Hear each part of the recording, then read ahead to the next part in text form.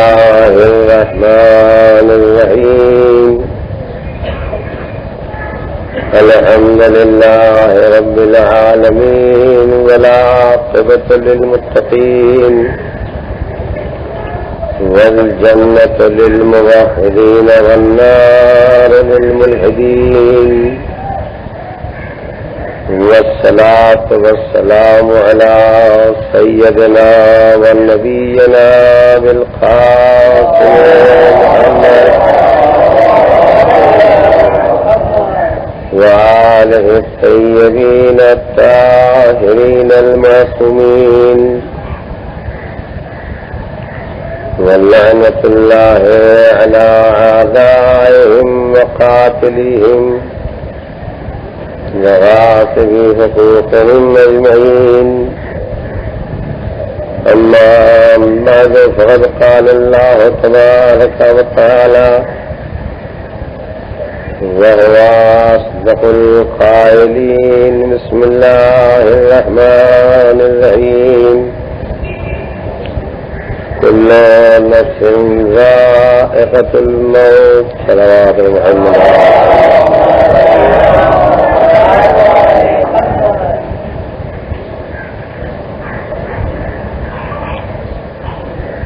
اللہ کا ارشاد ہے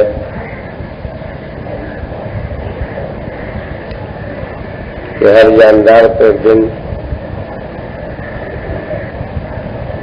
موت کا مزہ چکھنا ہے.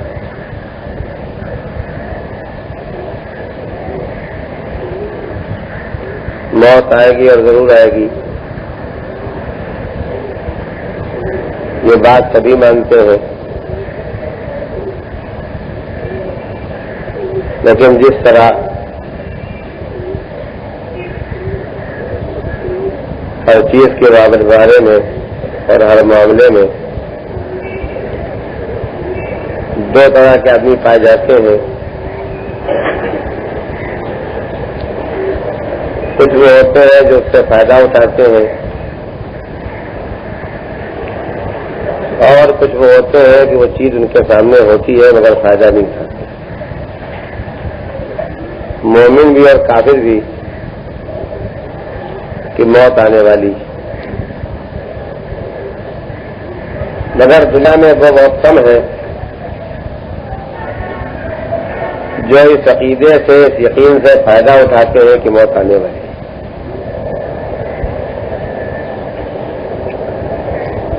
اکثر ذہنوں میں میرا یہ جملہ ہی بے تکا محسوس ہوگا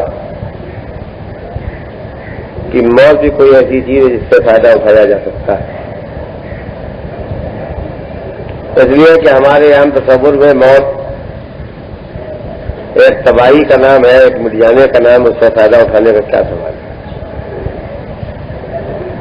لیکن حضور سرور کائنات جناب محمد مصطفیٰ صلی اللہ علیہ وسلم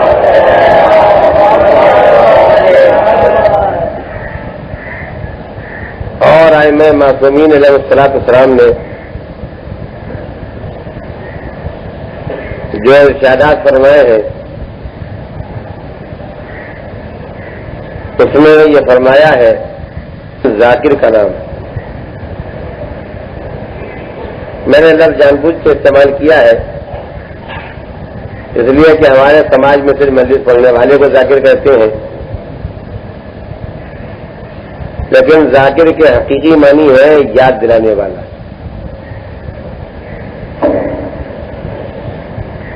تو فرمایا کہ موت بہترین ذاکر ہے، موت سے بہتر کوئی نصیحت کرنے والا نہیں. شرط یہی ہے کہ ہم موت سے نصیحت حاصل کرنے پر تیار ہیں.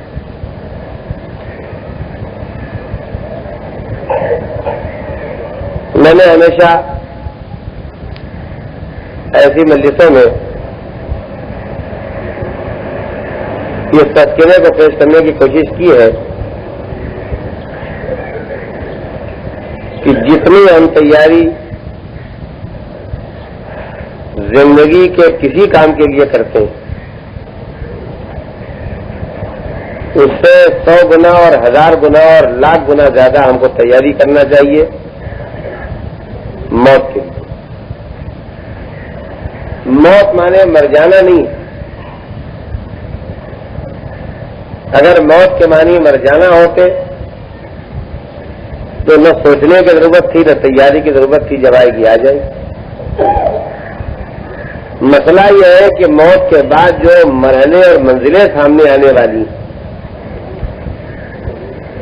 اور یہاں پر میں قرآن مجید ہی کے لب و لہجے میں بات کروں گا آپ سے کہ جس طرح ہر جاندار کے لیے ایک دن موت یقینی،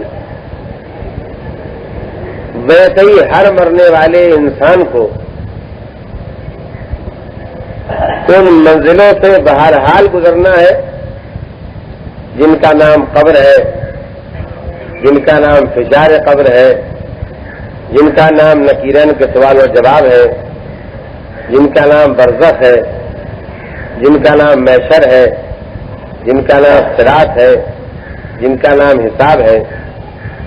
جو زندہ ہے وہ مرے گا ضرور، اور جو مرے گا اسے چار و ناچار ان منزلوں سے گزرنا ہے.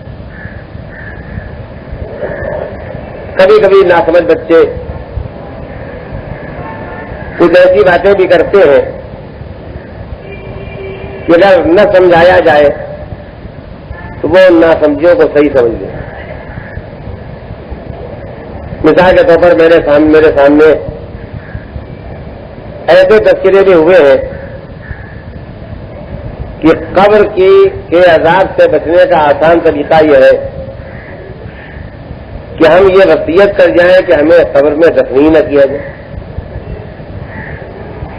لیکن یہ فقط ایک خام خیالی ہے. کہ اس میں اصل غلطی کیا ہے؟ اصل غلطی یہ ہے کہ ہم نے عذاب قبر کا لفظ سنا ہے اور یہ ہم بھول گئے ہیں کہ قبر میں عذاب کرنے والا کون ہے.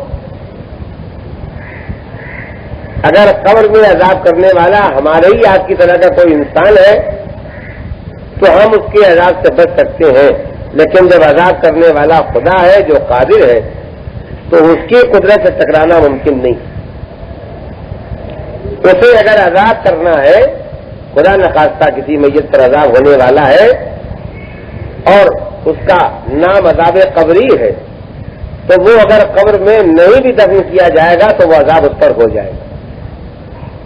میں اس سلسلے میں آپ کی خدمت میں بطور یادداشت کی یہ بات یاد دلانا چاہتا ہوں کہ امام محمد باقر علیہ السلام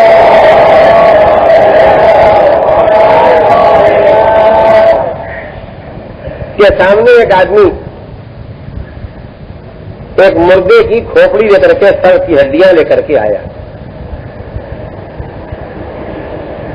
اور اس نے آ کے یہ کہا کہ تم مسلمانوں کا خیال یہ ہے کہ جو کافر مرتے ہیں ان کو عذاب ہوتا ہے قبر میں.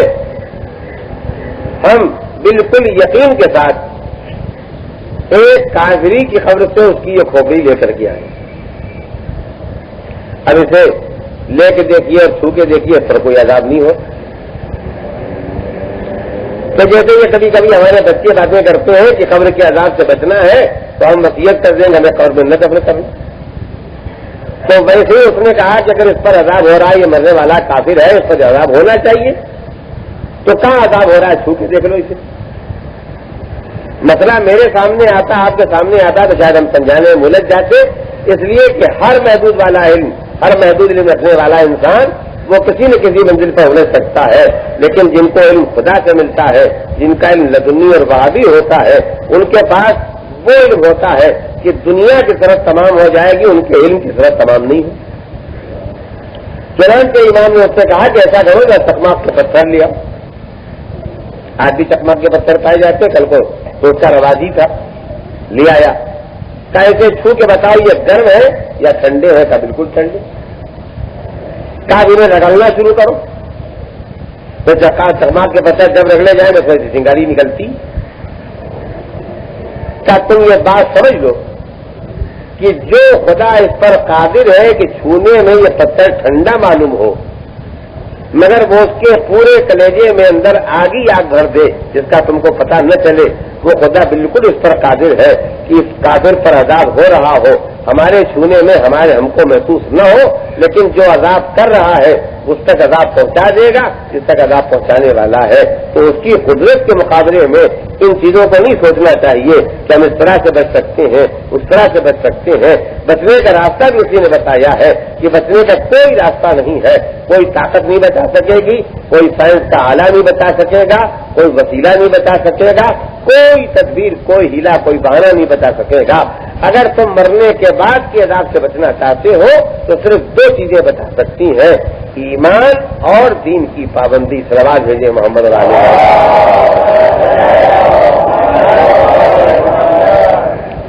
ان دو چیزوں کے علاوہ کوئی تیسری چیز ایسی نہیں ہے جو انسان کو قبر یا اس کے بعد کے عذاب سے بچا سکے. تو میں آپ کے سامنے گزارش یہ کرنا چاہتا ہوں کہ ہم جتنی تیاری کرتے ہیں اس دنیا میں کہ ہمارے پاس مکان ہونا چاہیے، ہمارے پاس کھانے پینے کے لیے ذریعے معاش ہونا چاہیے، ہمارے پاس پہننے کے لیے کپڑے ہونا چاہیے، ہمارے لیے ملنے جلنے والا خاندان ہونا چاہیے، دوستوں کا حلقہ ہونا چاہیے، تاکہ ہر موقع پر ہر طرح سے کام نکل سکے.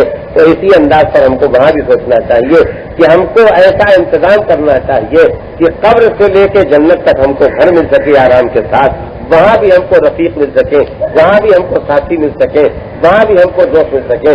اور میں آپ کی خدمت میں گزارش کروں گا کہ یہ تو صرف پروردگار عالم نے موت کے بعد پردہ ڈال رکھا ہے، ورنہ جیسی دنیا ادھر آباد ہے ویسی دنیا ادھر آباد ہے. میں اس سلسلے کی بات آپ کی خدمت میں کرنا چاہوں گا کہ مرنے والے دو طرح کے ہیں، ایک مومن اور ایک غیر مومن. غیر مومن میں سب کا شمار ہے. جو کافر ہے، اللہ کا نہیں ماننے والا ہے، وہ بھی غیر مومن میں شمار ہے.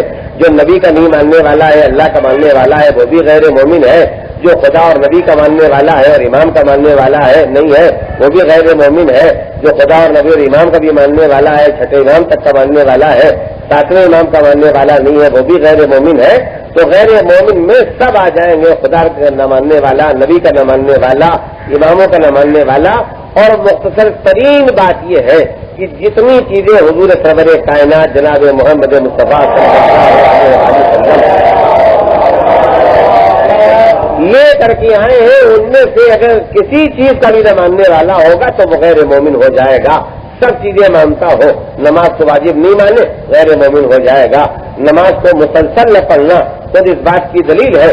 آپ پڑھیں حدیثوں کے اندر تو حضور نے فرمایا ہے، چھٹے امام نے فرمایا ہے کہ ہماری شفاعت اسے نہیں پہنچ سکے گی، ہماری شفاعت اسے حاصل نہیں ہوگی جو نماز کو ہلکا سمجھتا ہوگا، جو نماز کو سنت سمجھتا ہوگا. تو اس حدیث میں فرمایا کہ ہماری شفاعت اسے حاصل نہیں ہوگی جو نماز کو سنت سمجھتا ہوگا. اور دوسری حدیث میں فرمایا کسی واجب کا مسلسل ادا نہ کرنا یہ عمل بتاتا ہے کہ یہ کام کو ہلکا سمجھتا ہے تو سمجھتا ہے. یعنی معصومین نے کسی چیز کے بتانے میں کوئی جگہ چھوڑی نہیں ہے کہ ہمارے لیے گمراہی کے راستے کو بند نہ کیا ہو. ہم سوچ سکتے تھے ہم نماز کو واجب تو سمجھتے ہیں، جب واجب سمجھتے ہیں تو سبق سمجھنے کا سوال نہیں ہے. ایسا نہیں، مسلسل کسی واجب کا ادا نہ کرنا یہ دلیل ہے کہ تم اس واجب کو ہلکا سمجھتے ہو. اور کسی گناہ کا مسلسل کرتے رہنا یہ اس بات کی دلیل ہے کہ تم اس کو گناہ اور حرام نہیں سمجھتے ہو. ہاں کبھی ہو گیا وہ بات اور ہے. تو میں آپ کے سامنے جو گزارش کرنا چاہتا تھا وہ یہ کہ اگر کسی ایسی چیز کا جو دین میں طے شدہ ہے، جو مذہب میں طے شدہ ہے، اگر ایسے ضروریات دین کا بھی کوئی انکار کر دے گا تو وہ غیر مومن ہو جائے گا. تو اب میں آپ کے سامنے یہ کرنا چاہتا تھا کہ دو ہو جاتے ہیں مرنے کے بعد، ایک وہ جو مومن ہے اور ایک وہ جو غیر مومن ہے. مومن فقط ایک جماعت رہے گی، مومن فقط ایک گروہ رہے گا، مومن فقط ایک راستے والے رہیں گے. بقیہ جتنے راستے والے ہیں اس میں منافق ہو، غیر منافق ہو، کافر ہو، ملحد ہو، ناستک ہو، ان کا سب کا ایک راستہ ہو جائے گا مرنے کے بعد اور مومن کا راستہ الگ ہو جائے گا. تو اب میں آپ کے سامنے کرنا چاہتا ہوں کہ مومن کی جہاں تک دنیا ہے وہ یہاں بھی آباد ہے اور وہاں بھی آباد ہے. اس سلسلے کا میں ایک تذکرہ سنانا چاہتا ہوں جو بے حد قابل توجہ بھی ہے کہ مر جانے والے جب مر جاتے ہیں تو ان میں جو مومن ہوتے ہیں اور نیک اعمال والے ہوتے ہیں. میں نے 12 تذکرہ کیا ہے لیکن ممکن ہے یہاں پر ایسا بچہ بیٹھا ہو جو نہ جانتا ہو تو مجھے اتنی سی بات کا تذکرہ اور کرنا چاہتا ہوں کہ سارے مرنے والے مرنے کے بعد قیامت تک عالم برزخ میں رہتے ہیں. جب قیامت آئے گی تو عالم برزخ سے نکلیں گے موت کے دن سے لے کر کے اور قیامت تک ان کی روحیں عالم برزخ میں رہتی ہیں. اور یہ عالم برزخ میں دو ٹھکانے ہیں، ایک آرام کا ٹھکانہ، ایک تکلیف کا ٹھکانہ۔ ایک وادی برہوت ہے جو تکلیف کا ٹھکانہ ہے، ایک وادی السلام ہے جو آرام کا ٹھکانہ ہے۔ اور وادی السلام کے لیے بتایا گیا ہے کہ مولائے کائنات امیر المومنین علی بن ابی طالب علیہ الصلوۃ والسلام کے روضہ مبارک کے ارد گرد جو قبرستان ہے جس کو ہم دنیا میں وادی السلام کہتے ہیں، اس وادی السلام سے رابطہ ہے عالم برزخ کے وادی السلام کا۔ تو میں آپ کی خدمت میں جو گزارش کرنا چاہتا تھا وہ یہ ہے کہ وہ مومن جو ایمان والے بھی ہوتے ہیں اور جو ایسے نیک اعمال والے ہوتے ہیں کہ ان کو مرنے کے بعد وادی السلام میں جگہ مل جاتی ہے، وادی برہوت میں دونوں کا جگہ مل جائے گی۔ جو غیر مومن ہے ان کو تو وادی برہوت میں جانا ہی جانا ہے، وہاں سے ان کے لیے نکلنے کی کوئی گنجائش نہیں ہے۔ لیکن جو مومن ہے اگر وہ برے اعمال والے ہیں، اگر انہوں نے زندگی گناہوں میں بسر کی ہے تو ان کے لیے اس کا بڑا خطرہ رہتا ہے کہ ان کو عالم برزخ میں وادی برہوت میں جگہ ملے، وادی السلام میں جگہ نہ ملے۔ لیکن جنہوں نے پابندی بھی دین کی ہے اور اگر کچھ گناہ ہو گئے تھے تو مرنے سے پہلے توبہ بھی کی تھی، اس لفظ کو ہمیشہ یاد رکھیے گا کہ توبہ اتنی بڑی دولت ہے جس سے بڑی کوئی دولت نہیں ہے۔ مرنے سے پہلے اگر آدمی نے توبہ کر لی اور واقعی توبہ کر لی، توبہ کیا ہے؟ توبہ خدا سے ڈر جانا ہے، گناہ کرنے پر بےتاب ہو جانا ہے کہ خدا ہمیں معاف کر دے، اور پھر پورا پکا ارادہ رکھنا ہے کہ اس خطا کے بعد اب کوئی خطا نہیں ہونے پائے گی۔ یہ تین جذبے اگر پیدا ہو جاتے ہیں تو توبہ پیدا ہو جاتی ہے ہمارے دل کے اندر، اور توبہ قبول کرنے کا خدا نے وعدہ فرمایا ہے۔ تو توبہ بڑی نعمت ہے۔ گناہوں کے بعد اگر توبہ کیے بغیر آدمی مر گیا تو سزا بھگتنا ضروری ہے۔ تو میں آپ کی خدمت میں کرنا چاہتا تھا کہ وہ لوگ جو وادی السلام میں پہنچ جاتے ہیں، یعنی ایمان والے بھی اور اچھے عمل والے، اب جب ان کا انتقال ہوا تھا تو انہوں نے بیٹا چھوڑا تھا، بیوی چھوڑی تھی، بھائی چھوڑا، بھتیجا چھوڑا تھا۔ خاندان میں روزمرہ کی باتیں ہیں، میں نامزد نہیں کر رہا ہوں بلکہ مثال بتا رہا ہوں۔ کچھ عزیز چھوڑ گئے دنیا میں، کچھ دوست چھوڑ کے گئے، مرنے والا چھوڑ کے گیا۔ اب اس کے بعد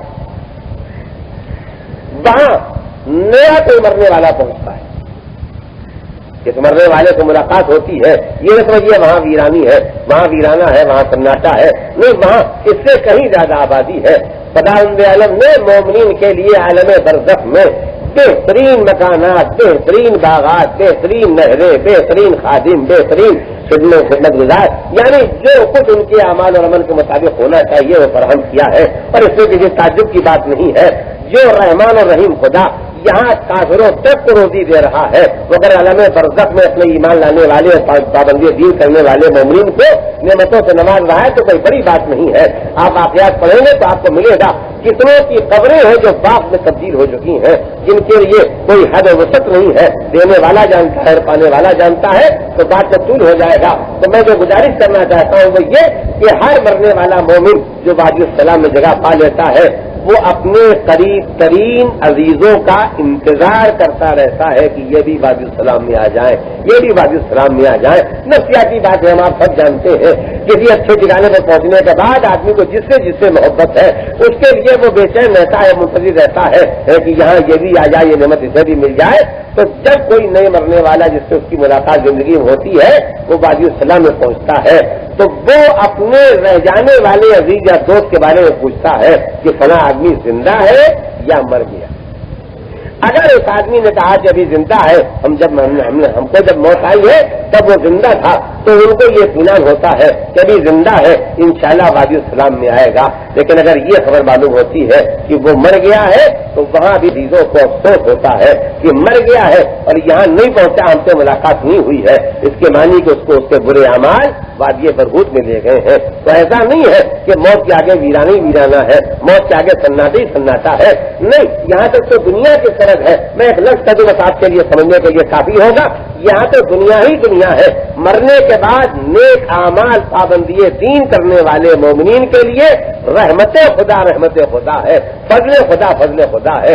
دنیا اور چیز ہے، رحمت خدا اور چیز ہے، فضل خدا اور چیز ہے۔ ہم اندازہ ہی لگا سکتے ہیں کہ وہ جو کچھ خدا وہاں دے گا اور اس کے بعد جو جنت میں دے گا اس کے مدارج اور مناظر کیا ہوں گے۔ تو میں آپ کی خدمت میں یہ گزارش کرنا چاہتا تھا کہ ہم کو یہ بات ہمیشہ یاد رکھنا چاہیے کہ اس دنیا میں ہم جو کچھ چاہتے ہیں جتنا انتظام کرتے ہیں اس کو 100 گنا 1000 گنا لاکھ گنا کر کے انتظام کرنا چاہیے وہاں کے لیے جہاں ہم کو مرنے کے بعد جانا ہے۔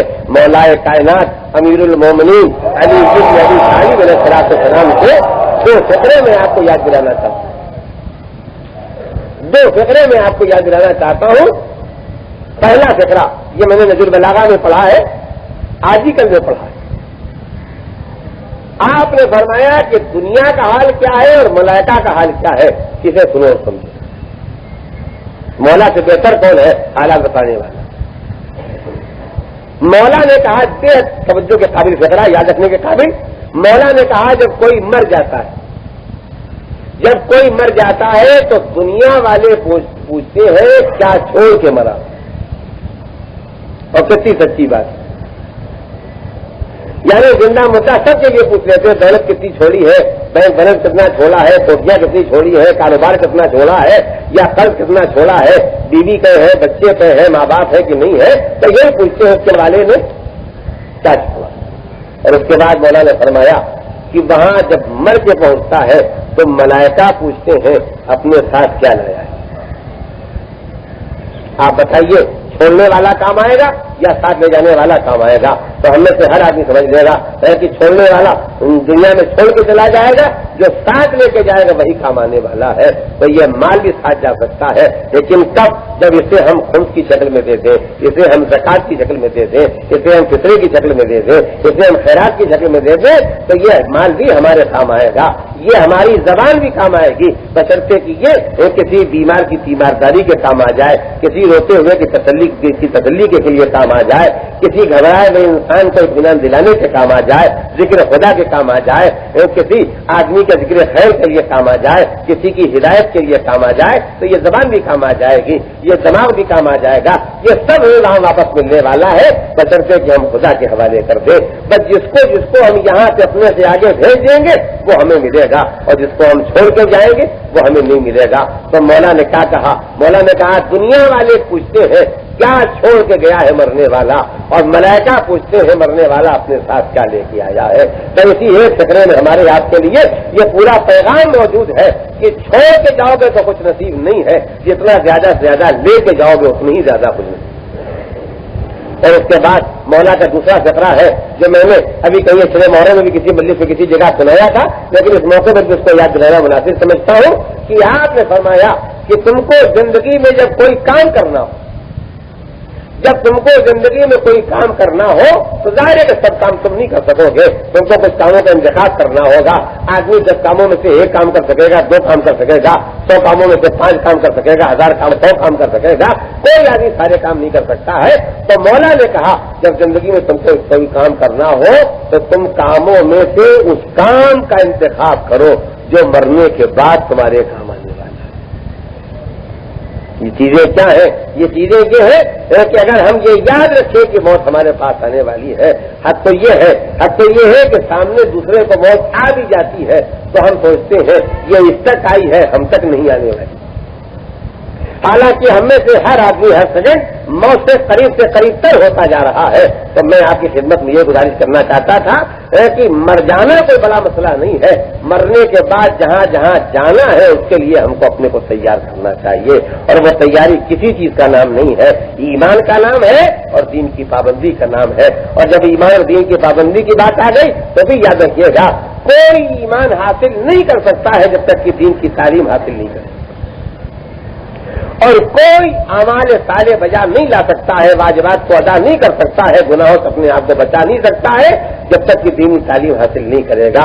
تو بس اگر ہم اپنے آپ کو موت کے لیے تیار کرنا چاہتے ہیں تو ہمارا سب سے پہلا قدم یہ ہونا چاہیے کہ ہم میں سے ہر آدمی خود بھی اپنے گھر کی عورتوں کو بھی، اپنے گھر کے جوانوں اور بچوں کو بھی دین کی تعلیم دے، دین کی کتابیں پڑھائے، تاکہ انہیں ایمان بھی معلوم ہو جائے کیا ہے اور اعمال کے بارے میں مسائل بھی معلوم ہو جائے کہ کیا ہے۔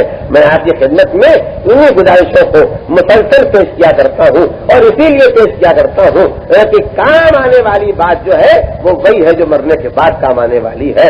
یہ زندگی تو سب کی گزر جاتی ہے، آرام والے کی بھی گزر جاتی ہے اور تکلیف والے کی بھی گزر جاتی ہے۔ اور اگر آپ مجھ سے پوچھیں تو میں آپ کی خدمت میں یہ گزارش کرنا چاہوں گا ہم نے جن کو آرام میں سمجھا ہے یہ وہ جانتے ہیں کہ وہ آرام میں ہے یا نہیں ہے، اور جن کو ہم نے تکلیف میں سمجھا ہے وہ جانتے ہیں کہ وہ تکلیف میں ہے یا نہیں ہے۔ ہم ایک آدمی کو دیکھ کر سمجھتے ہیں اس دنیا کی ساری چیزیں موجود ہیں، لہٰذا یہ آرام میں ہوگا، یہ سواری پر جا رہا، ہم پیدل جا رہے ہیں، وہ آرام میں ہوگا، ہم تکلیف میں ہوں گے۔ لیکن کبھی ہم اس سے ملے، اس کا حال دل جانے، اس کی جو فکریں ہیں ان کو معلوم کرے تو معلوم ہوگا کہ وہ ہم سے بھی کہیں زیادہ پریشان ہے، وہ ہم سے بھی کہیں زیادہ پریشان ہے۔ تو ظاہری حالات دیکھ کے بھی کوئی پتہ نہیں لگا سکتا ہے کون آرام میں ہے کون تکلیف میں ہے۔ یہ دنیا کسی کے پاس بہت بھی ہوتی ہے مگر اس کے بعد بھی کام نہیں آتی ہے، اور یہ دنیا کسی کے پاس بہت کم بھی ہوتی ہے مگر اس کے پاس سکون ہوتا ہے۔ تو اتنا یاد رکھیے گا، سب باتیں تو نہیں سنا سکتا ہوں تقریر میں، مگر دو لفظ یاد رکھیے گا، ہمارے پاس بہت کچھ ہے، ہمارے پاس بہت کچھ ہے، لیکن اس کے بعد بھی اگر ہمارے پاس لالچ باقی ہے سکون ہمیں کبھی نہیں مل سکتا ہے، اور ہمارے پاس بہت کم ہے مگر ہمارے پاس قناعت ہے تو پھر ہم کو ہر حال میں سکون ملے گا۔ ائمہ معصومین علیہ السلام نے مسلسل فرمایا ہے کہ وہ دولت جو کبھی ختم ہونے والی نہیں ہے اس کا نام قناعت ہے، یعنی تھوڑے پر راضی ہو جانا۔ آپ یقین مانیے ہر آدمی آخر میں کسی نہ کسی تاریخ ترین پہلو پر راضی ہی ہو جاتا ہے۔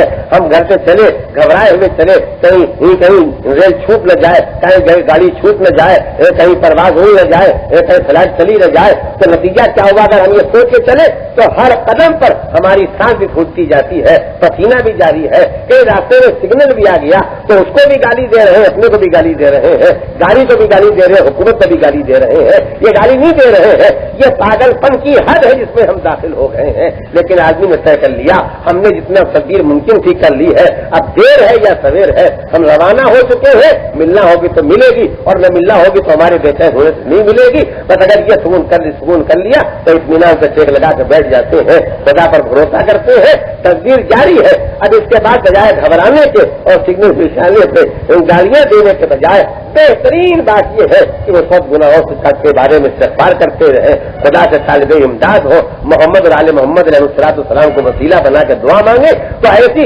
دنیا کی چھوٹی چھوٹی مشکلیں بھی آسانی کے ساتھ حل ہو جاتی ہیں جو ہمارا ٹینشن بہت زیادہ بڑھا دیا کرتی ہیں۔ تو میں آپ کی خدمت میں یہ یاد کرنا چاہوں گا کہ آدمی جب تک لالچ میں رہے گا اسے کبھی سکون نہیں ملے گا۔ تو حدیث میں کیا آیا؟ وہ مال جو نہیں ختم ہونے والا ہے اس کا نام ہے قناعت۔ اور اسی حدیث کا دوسرا فقرہ ہے کہ وہ عزت جو بغیر سامان کے تم حاصل کر سکتے ہو، کسی وسیلے کی ضرورت نہیں ہے، کسی سامان کی ضرورت نہیں ہے، مگر تم کو عزت حاصل ہو جائے اس عزت کا نام ہے تقویٰ۔ نہ ختم ہونے والی دولت کا نام ہے قناعت، اور بغیر کسی وسیلے کے حاصل ہونے والی عزت کا نام ہے تقویٰ۔ یہ معصومین کے ارشادات ہیں جو مجھے اس وقت آپ کے سامنے یاد آ گئے، تو بس میں آپ کی خدمت میں یہی گزارش کرنا چاہوں گا، ہم سب کو خدا نے عقل دی ہے، ہم سب کو خدا نے حواس دیے ہیں، ہم اپنے کاموں کو سوچتے اور سمجھتے ہیں، تو جتنا ہم دنیا کے کاموں کے لیے سوچتے اور سمجھتے ہیں اس سے کہیں زیادہ ہم کو آخرت کے کاموں کے لیے سوچنا اور سمجھنا چاہیے۔ میں پھر اپنے بیان کے جملے کو دہراؤں گا، مگر یہ ساری تقریریں سننا اور سنانا بیکار ہو جائیں گی اگر ہم پہلی منزل میں قدم نہیں رکھتے ہیں۔ پہلی منزل ہے جاننے کی، ہم کو جاننا ہے کہ ایمان کیا کیا ہے، ہمیں جاننا ہے کہ دین میں واجب کیا کیا ہے، ہمیں جاننا ہے کہ دین میں حرام کیا کیا ہے۔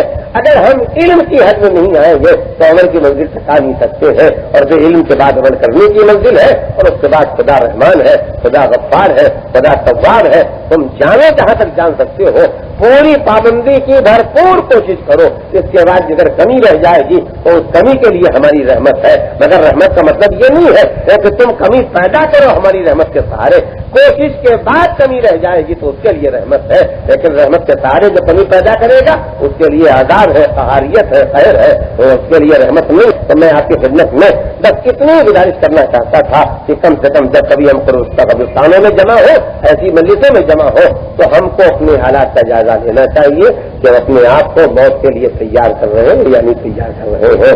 ٹھیک ہے آدمی جلدی میں تیار ہوتا ہے، لیکن ہر کام سب سے پہلے خیال کی منزل میں آتا ہے، خیال کے بعد ارادے کی منزل، پھر عمل خود بخود انشاءاللہ قاری ہو جائے گا اور جاری ہو جائے گا۔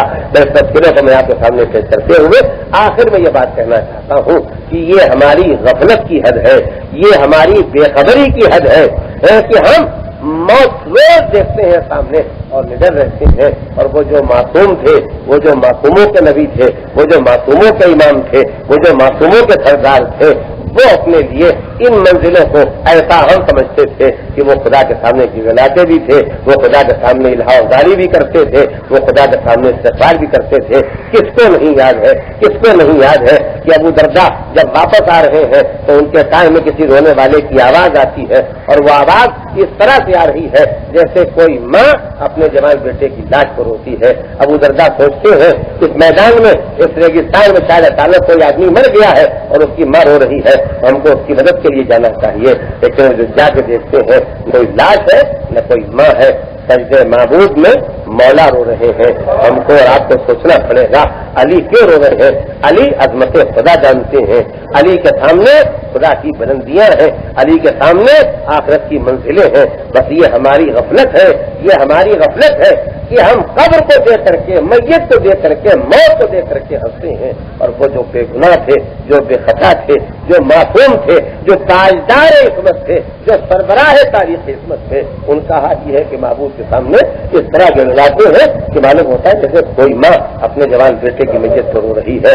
ابو درداء کہتے ہیں کہ میں رک گیا کہ میں علی کی مناجات میں، علی کی خدا اور علی کے درمیان جو سلسلہ گفتگو کا جاری ہے اس میں دخل نہ دوں، جب مولا کا اٹھائیں گے ساتھ چلوں گا۔ لیکن تھوڑی دیر کے بعد علی کی آواز آنا بند ہو گئی، یہ سمجھے کہ شاید علی اب خاموش ہو گئے ہیں، اور دیر ہو گئی اور دیر ہو گئی، تو انہیں یہ خیال پیدا ہوا کہ شاید علی تھک کے سجدے میں سو گئے ہیں۔ انہوں نے مولا کو بیدار کرنے کے لیے مولا کا جسم چھوا، لیکن مولا کا جسم اکڑ کے سخت ہو گیا تھا، ٹھنڈا ہو گیا تھا۔ ان کو جسم کو چھو کے یہ محسوس ہوا کہ مولا زندہ نہیں ہے۔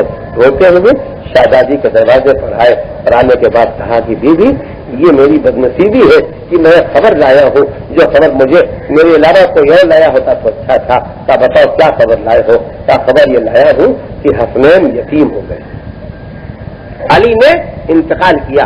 شہزادی نے پوچھا تمہیں کیسے پتا لگا کہ علی نے انتقال کیا؟ کہا ہم نے ان کو ایسے ایسے حال میں دیکھا۔ کہا ابو درداء تم جاؤ، ابو درداء تم جاؤ، خوف خدا سے عبادت خدا میں ابو الحسن کا یہ حال اکثر ایسا ہو جایا کرتا ہے۔